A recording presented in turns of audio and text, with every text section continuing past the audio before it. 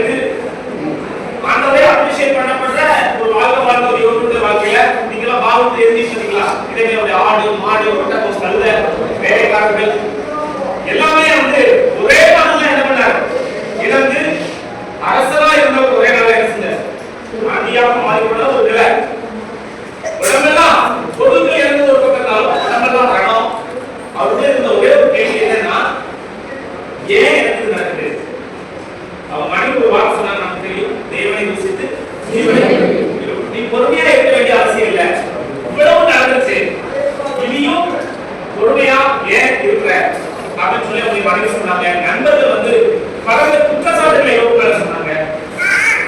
யோகுல தெரியல, ஆனாலும் பலகத்தில் யோகு குழந்தாலும் அவர் சில காரியங்கள் கொண்டு கொண்டாலும் அவர் மேல நம்பிக்கை இல்லை அப்படின்னு சொல்றாரு. பொறுமையை காத்தார். அவர் பொறுமையோடு கூட இருந்தாரு. அந்த பொறுமையா இருந்த அந்த குணம் யோகியுடைய வாழ்க்கையில ஆண்டவர் மகிழ்ச்சி. யோகியுடைய வாழ்க்கையில ஆவியின் கனியாகிய பொறுமை இருந்துச்சு. ஆண்டவரை அப்ரிஷியேட் பண்ணார். ஆண்டவரை மகிழ்ந்தாரு. சாத்தா விட்டு போனார். எல்லாத்தையும் அவர் என்ன பண்ணார்? God has replaced everything. என்னெல்லாம் இறந்தாரோ அதெல்லாம் அவருடைய வாழ்க்கையில ரீப்ளேஸ் பண்ணப்படுச்சு. நாம சோகமா இருந்தாலும், வியாதிப்பட்டிருந்தாலும், பலவீனமா இருந்தாலும், இறப்புதை வழியில போகும்போது சில காரியம் நமக்கு புரியாம இருக்கும்போது காத்திருக்கிற கஷ்டம், சாதனம் செத்துடலாம் அப்படிங்கிறத யோசிச்சு ஒரு பெரிய சோதனை.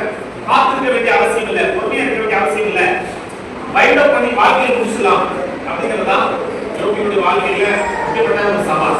ஆனா அந்த சவாலை யோகு ஜெயித்தார். காத்திருப்பது எப்பவுமே கஷ்டம். நாம வந்து தேவனை நம்பணும்.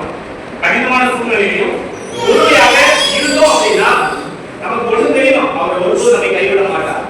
கடினமான சூழ்நிலைகள் மோசமான நிலை ஏற்பட்டாலும் கர்த்தர் கைவிட மாட்டார். கர்த்தருக்காக பொறுமையுடன் காத்திருப்பது நல்லது. இப்போ யோகியுடைய வாழ்க்கையில தேவனை நம்பி இருந்தாரு.